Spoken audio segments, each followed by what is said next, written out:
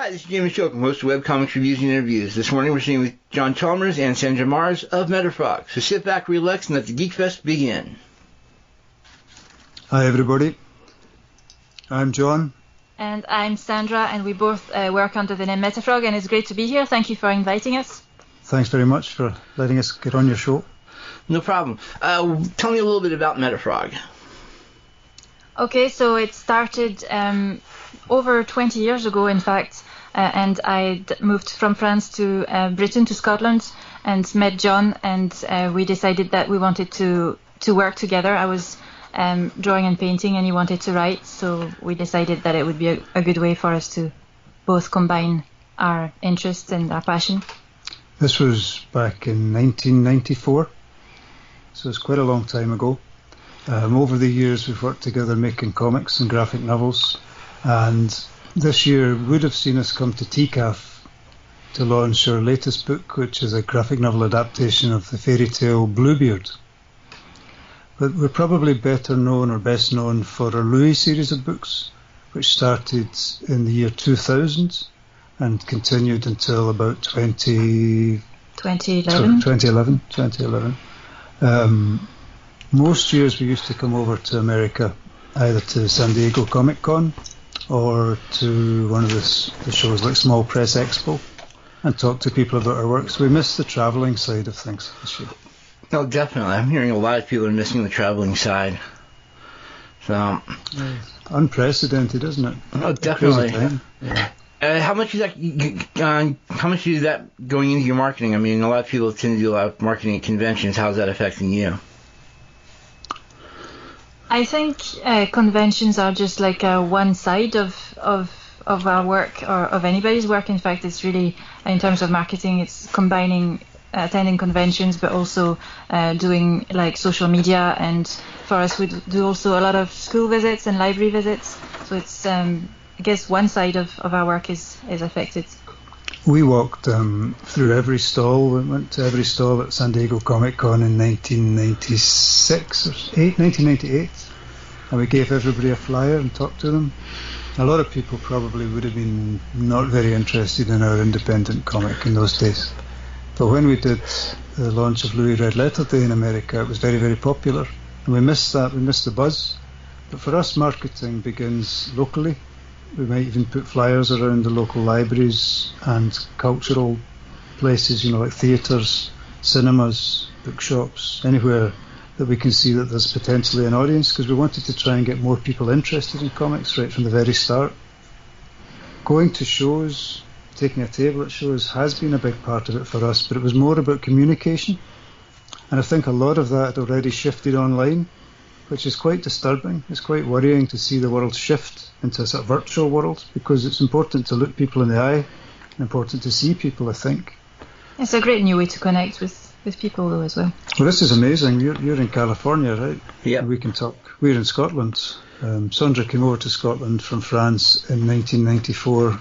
We went to London to UK CAC in 1996 with our first comic, Strange Weather Lately, and we spoke to people there.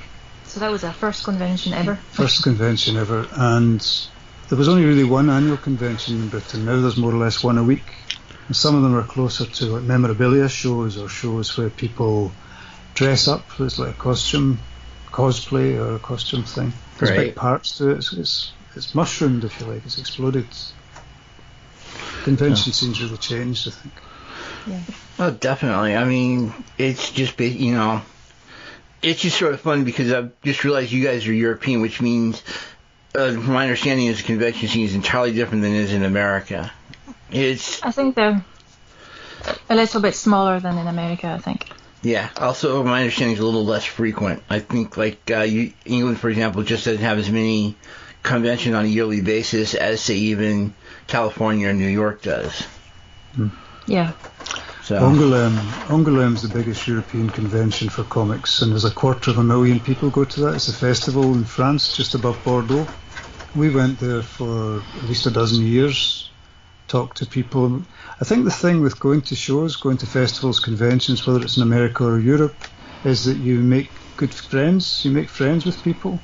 Especially in the 90s, there was a real sense of community in comics. We've kept in touch with a lot of the comic creators and comic shop owners that we met when we went to SPX or went to MoCA in New York. And you connect with these people, so you care about them. And that's a little bit different from marketing. I think it's more, for us, it was always more about communicating. Right. And it doesn't help you guys would have. The reason I bring that up, besides obviously the population difference, is that in America we were dealing with, and when you guys first started in 1994, we were still dealing with the speculators crisis. Okay. Buy one, buy two, slab one, read one. Yeah, more of a get one, get all the alternate covers, all the various different foil covers, and of course, it was all. Make sure you get all 27 #1 issues as we put our series out every year just so we can have more #1 issues. But yeah, I think if people don't read the things they buy, it's a bad situation. We are always happier when people are buying comics to read them. And I think the shows that we liked going to the most were probably SPX, which was in Bethesda initially. And there you would see people from the local area who were just culturally curious. They would come to the shows. Okay. Was that your bird? Yeah, we have to keep them. She's like a kid. Every once in a while, she'll go quiet, and it's like, okay, what is she doing? But, again, it's just a pet thing. Okay, so let's go over your comics real quick. Let's start off with, well, obviously, what are some of your earlier comics? So our very first comic was called Strange Weather Lately, and it's something that we serialized as bi-monthly comics at first.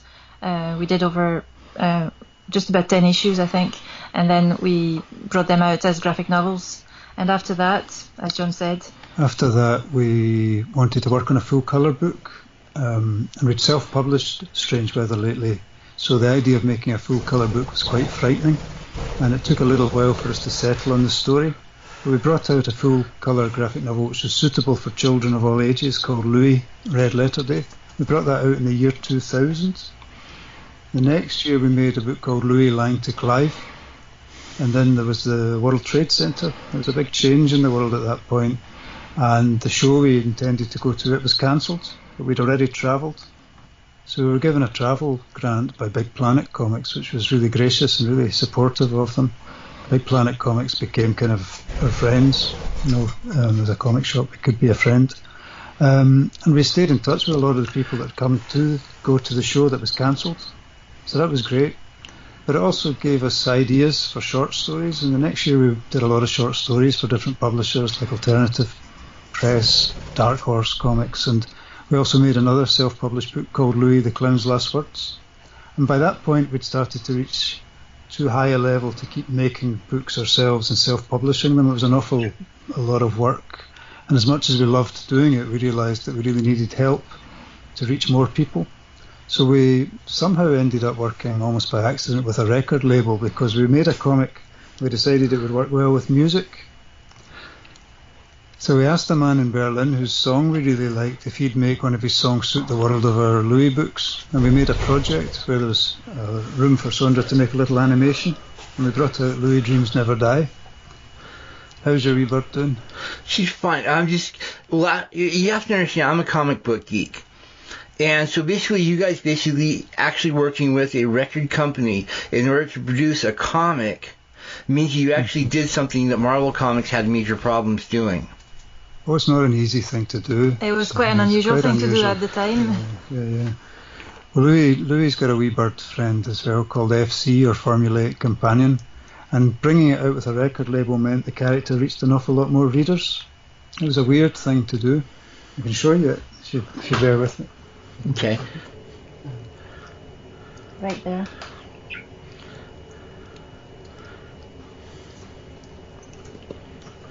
Nice. Aye, so it was You don't see it. a record. So So there was like one edition with blue vinyl and another one with a CD, and we also made an animation that went with the CD, and that was online. It's still online, in fact, on YouTube. Louis Dreams Never Die. So that was a fun project. And Excellent. After that, what did we do after that? After that, we reached a much bigger audience because people who wouldn't normally read comics started to read comics. And we kept on working on a new Louis book called Louis Night Salad, which actually brought us to a much wider literary audience. It was highly commended for the Scottish Children's Book Awards, and it was also funded by what's called Creative Scotland. We got a big grant to help us make the book. It was a big grant for us, it was £2,000, which seems like a lot of money even now, you know. Yeah. But at that point, we were looking at also bringing Louis Red Letter Day back into print. So Sandra redrew it, repainted it, and we brought it out as a hardback book. Originally, the first Louis Red Letter Day, which had come out in 2000, that pretty much sold out very quickly. So by that point, by 2010, we'd had no copies left, really. Yeah. But I wasn't happy with the artwork anymore, so I didn't really want to just reprint it. So I spent several months just repainting and redrawing the whole thing before we brought it out again as a hardback this time. Cool. And then we did a few short comics and a couple of story commissions. We worked on things which helped people to understand money. They could get into awful debt, get into trouble with companies that were selling them like a couch, a sofa, or a computer, or a camera, anything, and having to pay 5 times or even 100 times the price of the things, so they were getting into debt. And doing that in a way gave us time to think about where we would go next, and that took us to adapting fairy tale comics. With paper cuts. And working with a publisher. Having worked with the record label and then going back to working on our own, we realised that what we really needed to find was a publisher. And Paper Cuts, when they received a little mini comic we sent to a lot of people we knew in the industry, they said they'd love to see more work like that. Okay. So that's where it all started. Let me have back. I need to point out just how big of what you guys did about what the record is, how big that really is. I assume you've heard this little comic book company called Marvel Comics? I think we have, yeah. We have. Back in Casablanca Records? Yeah. Yeah, that's Kiss and a lot of great music, a lot of disco music. Basically, we've got a relatively, at least at the time, a big record producer and a big comic book company were getting together to basically do a crossover comic. That is, they were going to do basically exactly what you guys did. Basically, they were going to do an LP, yet having a character, and then they were also going to have that character in Marvel Comics. This character is Alison Blair, a.k.a. Dazzler, who's now currently part of the X-Men.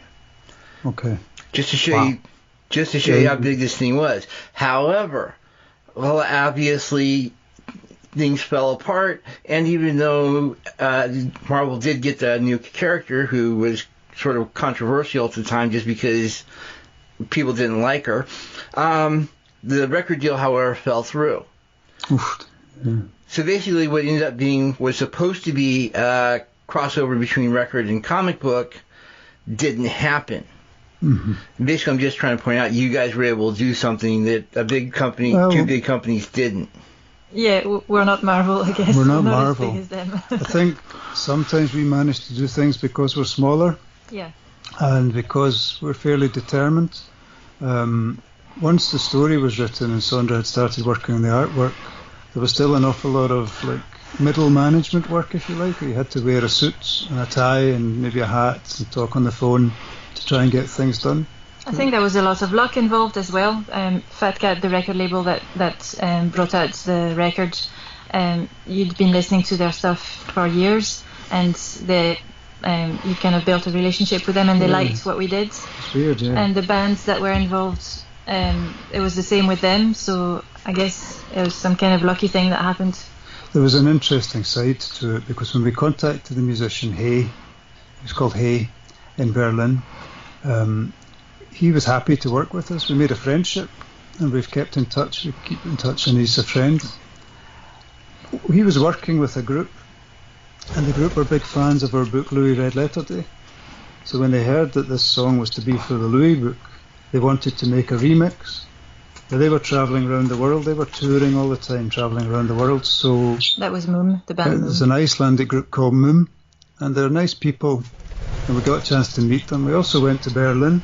We travelled to Berlin to meet Hay, and we did that a couple of times, and we've kept a friendship. He even made music to go with the trailer for Louis Night Salad. So the story made lovely circles. It made a nice circle, I think, didn't it? It was fun. And it was great fun to do it. We're both big music fans, and I think when you're smaller and you've got one or two good points of contact, sometimes it's easier to do something than a big company like DC or Marvel and all the licensing and all of the different things. But Casablanca is a huge label. It was a big label in the 70s, for all the disco music and Kiss as well. So it's just sort of interesting. On top of that, not only are you able to accomplish things because you have a lot less tape to worry about, but also there's also the catch that you're basically just trying bigger, bolder things, just see what happens. Yeah, that's right. Yeah, that's right. You're just wanting to reach people. We realised it would be a great thing to do, a good fun thing to do.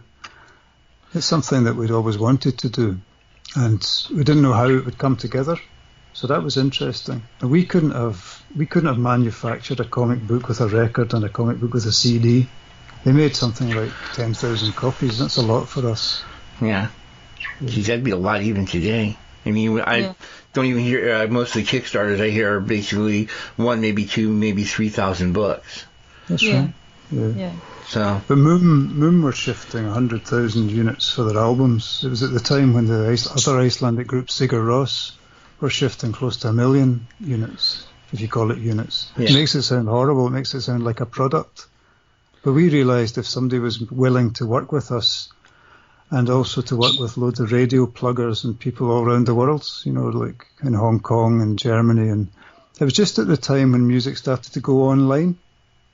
Right. And it was also the year that John Peel passed away, and just before he passed away he talked about our project on his radio show, and I grew up listening to that radio show, so it meant an awful lot to me. It was a very, very uplifting feeling to hear the man talking about something, and he could sense that we'd put a lot of our passion into it. So that was a lovely thing to go. But that was back in 2004. Yeah, that's right. Basically a real I've actually arrived type of moment. Yeah. Not quite. I don't think you ever feel like that. Yeah. All right, real quick, what's the origin of Metaphrog? Especially, I'm curious about the TA. The name itself, you mean? Yeah. I think when we started, we wanted to use just one name for both of us, and we wanted like something fun, and we kind of looked for a name for quite a while, and nothing came, and just one day it just popped out of. I was making toast, and it just popped out. We liked the idea of Phone Freaks with a PH, right? So it's Metaphrog with a PH. We also wanted to be more like a group, more like a music group, so our name went out there. And we used to think of it as getting out there like a virus, but I think that's a really bad, really bad thought, really bad and inappropriate thought right now. So yeah, PPE and right. When somebody came to fix our boiler, we had to put our swimming goggles on and little masks and our hazmat suits. So the guy almost ran away. Well, that's good. Just for joke purposes, I actually had to track down a plague doctor's mask. Great. It's always good to see a plague doctor's mask. Oh yeah, especially during any kind of viral outbreak. Have you seen Nosferatu, Werner Herzog's film with the plague and the rats, the vampire film? A little bit, yeah. I've really got to sit through the entire thing. So, but after Metropolis, it's just I'm really scared about anything black, white, German, and long. So. It can be worth it, though. Oh, yeah. Let's talk a little about I'm going to get to Bluebird. Basically, what's the process like? Because most people usually don't do a like you guys are doing. Like, for example, how you do the scripting, that's, how do you break down the work, that sort of thing. Okay, so we start with an idea that we kind of bounce back to each other. We decide on a direction together. And then we both bring our own ideas, making notes and things like that. And then, John, you write the script and dialogue and directions and things. And then I create a layout from this. And at this point, we do lots of different drafts of the layout. So there's both our input in it. We both edit it. And then once we're happy with it, I create the final artwork. But it's not like just one step at a time kind of thing. It's all kind of mixed together. There's not really like a... Yeah, it's never the same. It's always different, and that's probably what keeps it quite interesting. Mm-hmm. And I know it's going to sound weird, but we try to keep our egos out of it. We do argue and discuss and look at it, and we always try and do things in service to the story. So it's very different from some comics where you've got a writer, a penciler, an inker, a colorist, and a person who does the lettering, and an editor and a publishing house. We are more like artists in a sense, in that we're trying to put a concept down as a comic. So sometimes the ideas take a while before they become insistent enough to be worked on. And once they become insistent enough, we want to try and fine-tune them, chisel them. I'll sometimes write loads and it won't get used. Sandra will sometimes write loads or draw loads and it doesn't always get used. For example, we can have pages and pages of layout which don't get used, but it's all part of the process. So it's always different, but mostly I'm writing hoping that Sandra will be both amused and entertained. I'm also thinking, like, how is this going to treat something important? How is this going to help people? You know, I think that there's always more to a story than just your initial idea. And to be honest, you don't always know exactly where a story is going to take you. So once we've got a rough idea of a story, we then, as Sandra says, we both edit it, we both work on it. So it's quite organic. Yeah. Does that make sense? Yeah, it's very much a collaboration. And it looks like basically you're more of a painter when it comes down to the art than actually drawing it? Yeah, that's true actually. So drawing wise, my favorite tool, I guess, is the pencil, and then my next favorite thing is to just color and paint. So the Louis books at first were done by hand with acrylic inks, and I would ink with technical pens and stuff by hand. But for the fairy tales, I've switched to digital artwork, and I realized doing this that I don't actually like inking. I find it too, I don't know, I just find it too... Restrained. Yeah. I much prefer to put my energies into the painting side and the shading side of things. So the artwork has evolved a bit that way. Over time, we've worked with slightly different material. Always at first with low budget, and Sandra would work by hand. I would write on paper, Sandra would draw it by hand. We then got a 286, an old computer, and did a little bit of word processing scripts. It didn't change the way we worked that much, but it meant that sometimes I'd be writing at the computer. I do a lot of writing walking, right. A lot of writing on paper, and we also discuss the ideas. We walk a lot and talk about the ideas till things bubble up, and then we forget about them, do other things, travel or talk to people like this, and then the ideas resurface. Right. Big chunks of script can be written, and then story directions can be decided, but they can also be changed, and then the pacing has to be improved. It's quite a difficult thing to make a comic. It's not that different from making a film, and there aren't that many great films when you think about it. Yeah, and of course what's really cool about doing the comic is that you're still basically you've got to allow for a lot of the stuff you do with the film, but you've also got to allow for the fact that it's an art piece as well. Yes. Yeah. Sure. And not you're just a comic fan. You're a an honorary geek, if you like, an honorary geek. You're a real comic fan. You appreciate it as an art form. Yeah, I'm not just a geek. I've also got my own web. I've actually had a web comic out there. Oh, that's great. Oh wow. So that's great. The less said about sex percussions, the better. But it's sort of interesting because what I'm seeing is the reason I really brought up the painting, besides obviously it's something that's different. And don't get me wrong, I love writing. Most of this is one of the reasons behind this podcast is because I noticed there was a definite dearth of comic book writing information versus comic book art stuff. But one of the things that sort of got me curious about the way you do it is you basically, when you do panels, when you do your art, do you do them, as their own, piece of art by themselves, or do you actually work that do that as you're doing it? No, I definitely work within the. I work page by page, and sometimes even double page spread by double page spread. I don't isolate the panels within the pages and work on them just individually. It's all very much of a piece that's got to be. It's almost like the page is a panel, if you see what I mean. Right. So that's how I work on the art. That's what Will Eisner used to say. The page is a panel, but it's also design and narrative and clarity. Right. So even though you're telling a story sequentially, when you're writing it, and also Sandra's writing it by putting the penciling down and laying out the sequence of the panels and the arrangement of the panels on the page, that should give you an idea of the story's deeper themes and give you an idea of the flow. If you look at a Jack Kirby page, it's almost like a dance. There's a beauty to the movement on the page. It tells you something without you reading about the story. So there's a power underneath comics, which is the way the words and pictures combine. Without reading and without really following the pictures logically, you still get a great sense of the story from a good comic. Yeah, I like that if you turn a page and just glance at the page and don't read it even, if it's well constructed, you'll get a sense of the storytelling even without reading it. And that's very much, it's down to the power of the images, obviously.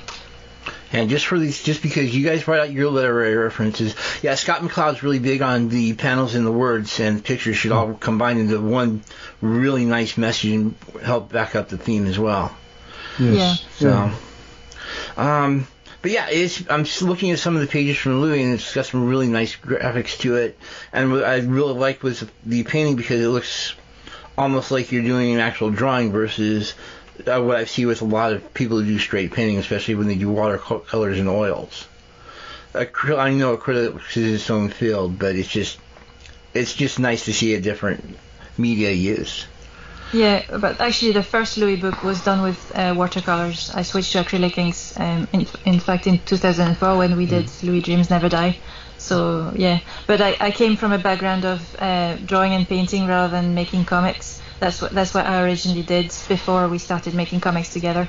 Yeah. So I guess that's why I approached the artwork that way. All the Louis books were made by hand. Even the lettering initially was all done by hand. For the first 3 books it was done by hand. I think with Dreams Never Die we used a font. We created a font, and that took almost longer because you have to address all the kerning spaces between the different pairs of letters. It takes a lot of rethinking. It's a headache. It's a wee bit of a headache, yeah. But once it's done, it's good. Yeah. And people think...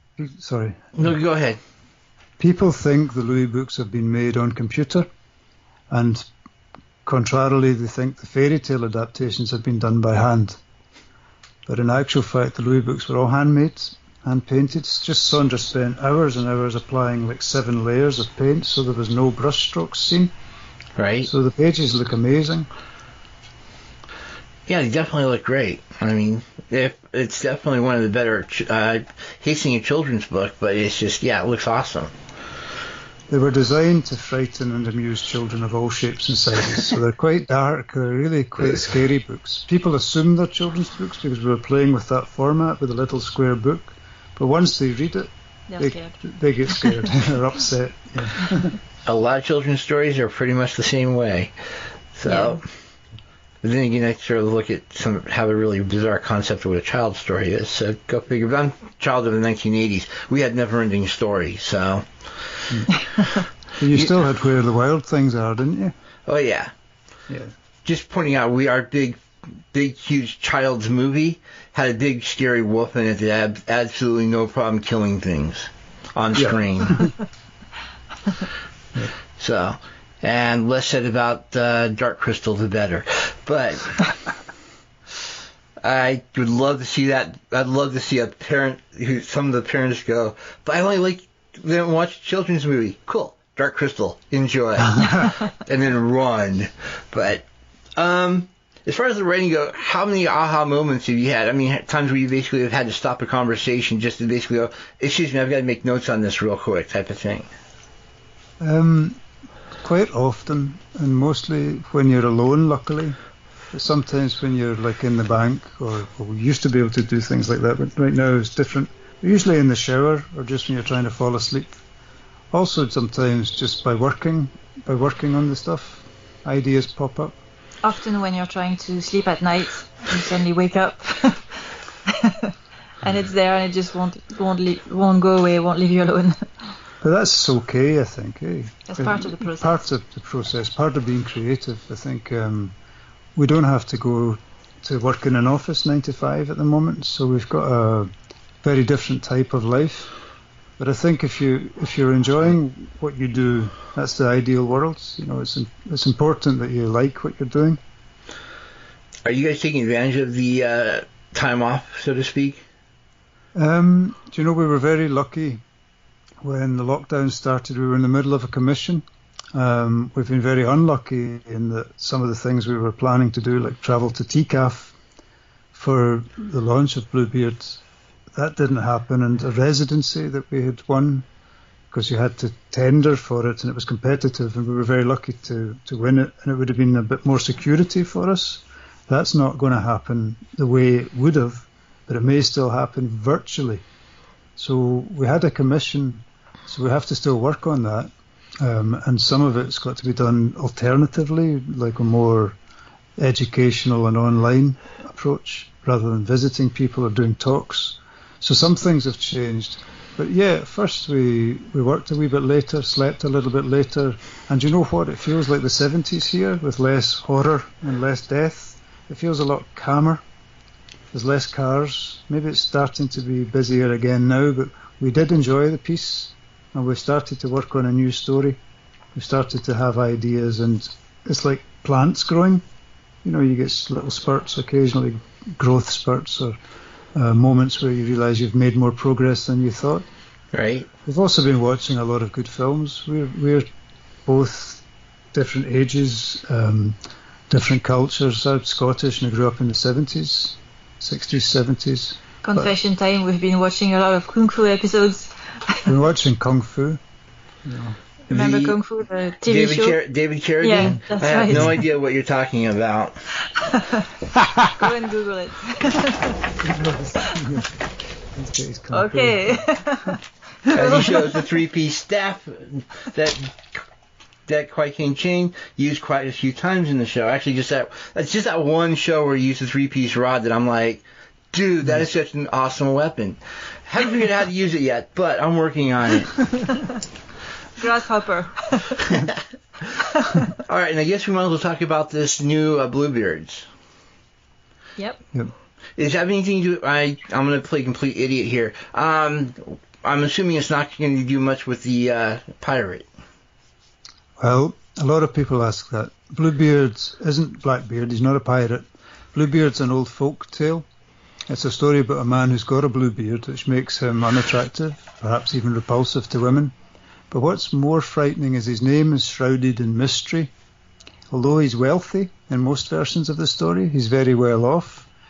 He's also been married, and perhaps even married several times. And what's very frightening is his wife seems to have disappeared.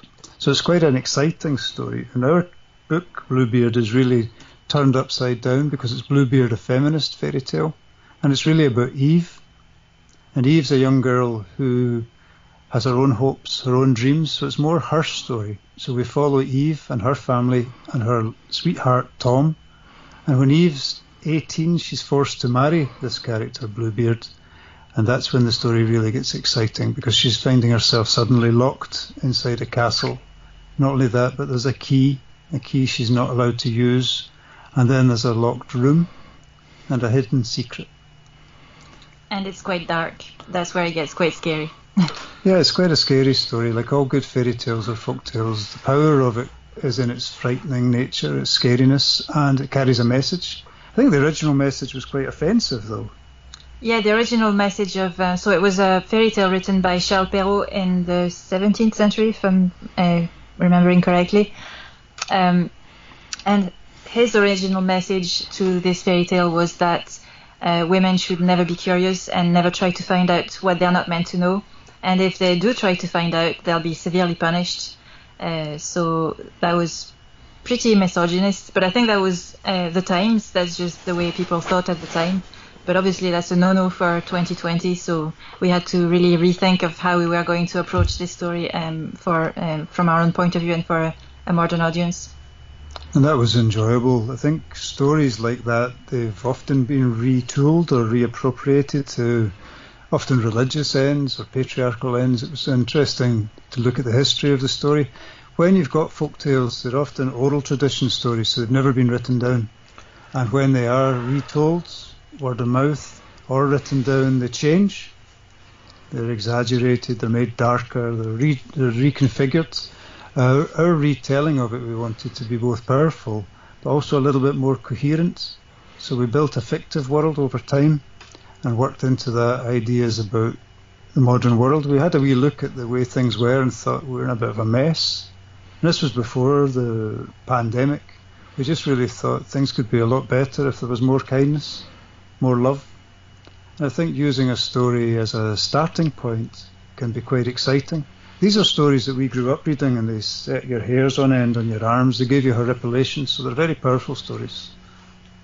And as usual, the more powerful the story, the more powerful it is and resonates throughout the ages. Yes, that's right. And of course, a lot of fairy tales do lend themselves to reinterpretation relatively easily. Yes, that's right. And in fact, that's how they began. They were told orally by people that weren't written down. So everyone had their own version. Every country had their own version of the same tale. There was different twists on the same story. So they've been really evolving ever since they came to life. It's also got a little bird. You'll be pleased to hear. Yeah. It's got a little bird that's quite central to the story, a wee white bird. Our version has a bird, not the original version. Well, some of the original versions apparently had a bird, although I've yet to find one that actually has a bird, but I've read that some of the early versions of it had a bird. There's loads of different versions of folk tales and fairy tales, thousands. And of course, the birds would be different symbolisms depending on the fairy tale. Some of them may be symbols of freedom. Some of them may basically be ways to actually show the oppression just a little bit more. Caged birds and all that. A lot of the symbolism would have been religious, so the bird might have represented the soul. Or you're absolutely right. And we couldn't have read them the way the other people of the time read these stories. We couldn't have read them. We couldn't have read them the same way. Because you bring your own mirror and your oon lamp to a story. Depends on your background and what stories you've read, what's in your inner world. Well, I think two people reading Goldilocks and the Three Bears are definitely going to give you two different readings. Absolutely, That's right. Well, that's right. I think I've obviously tend to go with, sometimes you're just looking for that thing that's just right, but I've also seen people that basically read a little bit deeper, darker, and get a little bit more oppressive into that as well. Yes, very much. Yeah. So when you guys basically started preaching Bluebird, how did you basically change it to make for your own ends? So first of all, we added an entire bit to the story. The original fairy tale is just about Bluebeard and the point where he chooses a young woman to marry. But we actually decided to tell the story from the heroine's point of view, and we gave her a name, Eve. We chose that name because it's a kind of reference to Adam and Eve kind of thing. And we wanted to basically make the story about her. And it sort of grew into her story from childhood and her background and what she was hoping and dreaming and where she grew up and the forces that were at work, mainly with the patriarchy, where everyone decided for her what she was going to do but herself, and mostly it was the father. So that's kind of how we changed the story in that way. We then had an adventure because we wanted to create something that elicited sympathy and empathy from a good reader. But it had to be fairly subtle because we didn't want to be too didactic. We didn't want to wag fingers and say, oh, patriarchy is wrong and the society is worthless. And we wanted to make it a fun read, something that kids could enjoy. So it's designed to be very readable. But it also talks about the mess the climate's in. It also talks about the importance of not being covetous or grabbing money because it won't make you happy. It talks about the importance of love. I think even though it's not usually said, when it comes to the high point of the story, it's the most important thing. Love's the most important thing, so it's the main theme of the book. But it's a fun read, and it's a weird thing for us to say that. But when you look at it, you've tried to build something. We set out to try and make it a slightly different story that was more believable, more enjoyable, and more modern, and also spoke to us. We weren't really sure if we could do that. Right. We also wanted to change the ending of the story, so I'm not going to be telling you the ending, obviously. We won't do spoilers. A spoiler. But we wanted to basically give the heroine more agency rather than just be an object in the story that other people kind of had control over. We also realised that the story is magical. There's a lot of magic in the story. That's a fun thing to write because you've got no limits. So there's a dark forest. That could be the forest of our mind or the forest of our depression, or it could be any other symbolism that you interpret from it. But it's a universal thing. And there's loads of universal, but there's also quite personal and also quite sort of, I think, likeable. I hope the characters are quite likeable. Sandra's art really brings the characters alive. You saw that with the Louis pages, even though Louis is like quite a simply drawn figure, brings a lot of character and sympathy. And it's the same with the Bluebeard characters. I think the reader follows them. I certainly found that when I was reading. Yeah, it's definitely an interesting cover. I'll give you guys that. Yeah. So, I mean, basically you've got the Bluebeard is basically most of the cover, and in the center of it, you've apparently got Eve there. That's right. And he's a lot more feminine. He's a lot more handsome and softer looking than a scary guy with a blue beard might be. Right. Yeah, we didn't want to make him. The original has him like an ugly person that no one wants to go near. But we thought it would be more interesting if he was like a charming persona that people are drawn to. I'm going with the obvious analogy. You guys decided to make him more like Captain Jack Sparrow, didn't you? Yes, I guess that's an idea. Certainly our nephews would think that. Certainly our wee nephews would think that. That was their favourite film, I think, for a long time. So, I mean, basically I'm looking at it, it's basically with all the... When you generally tend to think pirate movies, you tend to think more like the Errol Flynn, the Scarlet Pirate, big buff. Well, not necessarily buff, but, masculine. As opposed to Sparrow, who's not. I think that's more modern. I think that's a lot more modern. Yeah, definitely. Actually, I was thinking about Johnny Depp when I designed the character. I did. You didn't know that, did you? I do now. You definitely have the cheekbones for it. Well, I think pirates are mysterious, and Bluebeard, although he's not a pirate, he's certainly a mysterious figure. He's certainly a figure of myth. I think fairy tales, they are myths, they are stories, and that's quite a powerful thing already. Yeah. Pirates are a weird bunch. They're right on the crux of everybody wants to be one because of the rebellion factor, but at the same time, this all the murder and all the not so nice stuff they did. So, murder, rebellion. Yeah, murder is bad. So, but we have a lot of characters that are like that. But again, American. Billy the Kid is our best example.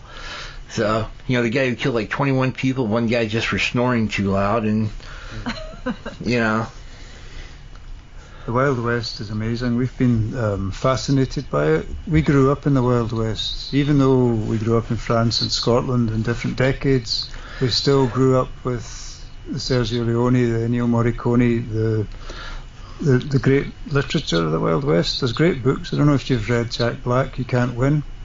That's great, right? That's right on the very edge of the Wild West. It's just after the kind of Wild West and just before the more modern America. That's an amazing read. It's a fascinating time. And I think the moral ambiguity of somebody who would be a gun man or a gun woman, Bonnie and Clyde. Bonnie and Clyde. There's Nicholas Ray films. I don't know if you've seen They Live by Night, but that's a wonderful film about a Bonnie and Clyde couple. It's a tragic film. It's a noir, but its chemistry on screen is incredible. So it takes a very simple story, but it turns it into something very high octane. It's an incredibly good film. Geez, talk about another fun couple that turned into a heroic. The reason Bonnie and Clyde were seen heroic at the time was because when they go into the bank robberies and all that, yeah, they were a little on the, shall we say, violent side, but they were also, you have to understand that part of the economic problem at the time was basically people didn't like owing money. And so the banks obviously would be keeping track of all their papers, and what Bonnie and Clyde would do is they'd go into the banks, burn all the loan papers, steal all the money, and accidentally kill a couple people on the way out. Honestly, they fell on my dagger type of accident. They're more like Robin Hood. They were more like Robin Hood. That's right. Well, that's how they were seen anyway, by the common people, and of course by the bankers and cops. Well, not so much. So, sorry, I'm just sort of amused. As much as you guys, first off, I got to point out, it's sort of interesting to compare when you start looking at Wild West, seeing how some of that symbology gets in there when you compare, say, Akira Kurosawa's Seven Samurai versus Magnificent Seven. Yeah. So, and what's really funny is the Magnificent Seven have taken on a life of their own over the years. Yeah. But you can't get many better actors, Yul Brynner, Steve McQueen. These are films. I watched it with my dad when I was a wee kid. I must have seen it about 50 times. I don't know how many times you've seen it, but I've probably seen it most years when I was a kid. Yeah. So plus minus neurodetic. So I can't really watch most movies like more than 2 or 3 times, but I also can relive those memories pretty much anytime I want to. Yeah. So. Yeah. Have you seen Fistful of Dynamite? Have you seen A Fistful of Dynamite? It's a Sergio Leone film? Yeah. Yeah, I've seen him. Yeah. Okay, so that's a brilliant film. What's your favourite film, James? As far as films, period, I'm more of a Last Starfighter person. Yeah, it's just a really cool movie. It's just you have that really mix of, hero finds himself becoming the hero, doesn't, the whole reluctant hero. Then all of a sudden he's the only one remaining, so he has to save the Galactic Empire type of deal. And yeah, it's a lot more deeper than I'm making it out to be. You have to understand. There's a lot of responsibility. Oh yeah. A lot of responsibility. Ironically, one of my favorite movies of all time is Battle Beyond the Stars, which is again going back to that whole Seven Samurai Magnificent Seven thing, but this time it's in space, so it's entirely different. Yeah. And do you like Alien? Of course, who doesn't? Who doesn't? Sorry, you have to understand I watch a lot of B-movie reviews of late, and so it's been a movie you need to see if you've seen Alien is a movie called Galaxy of Terror. Planet of the Vampires as well. I haven't seen Galaxy of Terror. You understand why I'm bringing up Galaxy of Terror? We'll have to look that up. Watch it. You ever watch Alien? You know who Cameron is, right? Yeah. Well, originally he was one of the production assistants under Roger Corman. Basically the B-movie king. And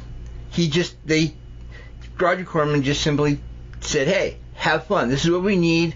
Do what you need to do to get it done. And you can actually see, and a lot of stuff you see in Alien in a lot of his later movies, you see in Galaxy of Terror. Yeah. Okay. Yeah. Okay. So. And Planet of the Vampires got that lovely lo-fi, low-tech space, the kind of gritty, dirty space that you see in Alien. It's a brilliant wee film as well. Well. Speaking of B-movie, it's Peter Cushing's birthday today. So. Vincent Price and Christopher Lee's birthdays tomorrow. Oh, this is going to be a fun week. Yeah. I have a lot of people who love the Hammer films. Oh yeah. That's my childhood. And we won't talk about the abominable Dr. Phibes. That's superb. Creepy as hell. Have you heard Basil Kirchin's other music? Have you heard some of his other soundtrack work? And Basil Kirchin, check him out. Okay. All right. So, any final thoughts?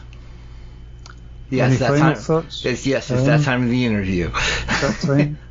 Well, just remember to be kind and loving. That's our final thought. We'd also like to say hello to everybody who would have come to see us at TCAF. We're really, really missing coming over to the States this year. We had plans to come to TCAF and then to go to SPX in September. So we're really, really sad that that's not going to happen. But hopefully the year after that, virus permitting or non-virus permitting. I think we miss popping in to say hello to the good people at Paper Cuts in New York, because we would have found a way to do that. It's always easier to go via New York, to go to Toronto, or to go to any of the shows in America. But I think at the moment the most important thing is to be well and to stay safe, to try and stay fit and not get too stir crazy, you know. You don't want to be writing all work and no play makes Jack a dull boy, and you know. I've seen the movie. Shining, gotta love it. That's the one. So, here's Johnny. Yeah. And of course the obligatory, and what all would you like to plug today? Well, we've got a new graphic novel, and because of the virus it's in boxes, in warehouses, and nearly in shops. Shops are slowly reopening as people really realise that reading is essential. Books are essential, and even if they're not utterly essential, they're important. And I think as the shops gradually reopen, people are starting to look at our book, and that's exciting. So even though it was officially released on the 5th of May, it's really coming out all the time for a wee while, just as things start to resurface, because the world, time has changed, money has changed, time has changed. It's going to be a bit like Bonnie and Clyde, where a lot of people are in a lot of debt, and a lot of people need to be helped, and we need to be there for each other. I think that's the main thing. We hope that people will enjoy our graphic novel. Okay. You want to say a big thing? James, thanks very much for your time. Thanks. It's lovely to speak to you. Sorry we woke you up or kept you up. For those interested in helping support the show, please check us out over at patreon.com/twosparrows, TWO. We offer different types of tips, tricks, and all that for surviving this writer's life, as well as unedited versions of certain interviews. Yeah, they either ran too long or they needed to be, shall we say, bleeped out. Those are available in their unaltered form at patreon.com/twosparrows, TWO. Also, I'm currently working on trying to get transcripts up, so there are occasional transcripts of shows. You expect to see more of those over the coming months.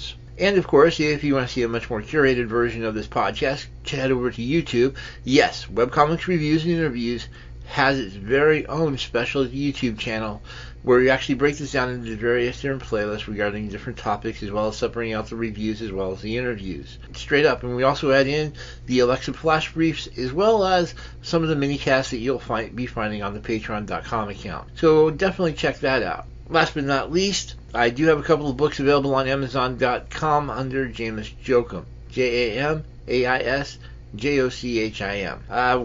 obviously the character building book is up, and I've also got the How to Create a Comic workbook up as well. Both of those are really great if you're trying to basically just figure out how to write a comic. Again, thanks and have a great evening.